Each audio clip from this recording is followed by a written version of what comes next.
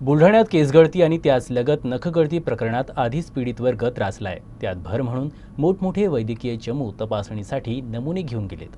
मात्र अद्यापही संतोषात्मक उत्तर न मिळाल्यानं गावकरी त्रस्त आहेत।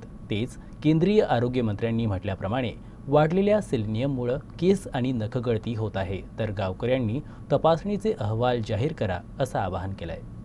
मागच्या काही एक दीड महिन्यापूर्वी आपल्या बुलढाणा जिल्ह्यातील शेगाव आणि खामगाव तालुक्यातील काही गावामध्ये जो केस गळतीचा प्रकार त्या ठिकाणी समोर आला, त्यावेळेस या ठिकाणी ICMR असेल, अनेक त्या ठिकाणी डॉक्टर मंडळी, तज्ज्ञ मंडळी पाठवून त्याच्यावर त्या ठिकाणी कशामुळे हा राग होतो याचं निदान त्यावेळेस करण्यात आलं होतं आणि सेलेनियम शरीरात वाढल्यामुळं अशा प्रकारची केसगळती होऊ शकते असा निष्कर्ष त्या ठिकाणी समोर आला होता।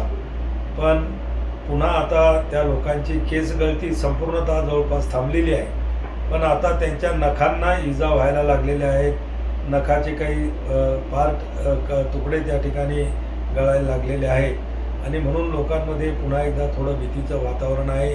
ही माहिती मिळताच आपण तात्काळ केंद्र सरकार ते आमचे आरोग्य विभागाचे मंत्री आदरणीय JP नड्डाजी, आमच्या सेक्रेटरी आहेत पुण्य सलीला मॅडम वगैरे सगळ्यांशी संपर्क करून तात्काळ या ठिकाणी एक विशेष टीम पाठवण्याचा आग्रह आम्ही धरला होता। प्रशासन इथं टीमा पाठवत आहे आणि खालचं शासन जे आरोग्य विभाग आहे कुठेतरी मग ते काम कुचरपणा करत आहे का रिपोर्ट देत नाही आहेत किंवा त्याच्यात प्रॉपर इलाज का होत नाही आहे। कारण हे भीतीचं आहे की बा आता केस गेले, आता नख गेले, आणखी काही बॉडीचा कोणता पार्ट डॅमेज होईल का, म्हणून मी तुम्हाला परवादीचीच बाईटमध्ये सांगितलं की बा पूर्ण बॉडी चेकअप करा।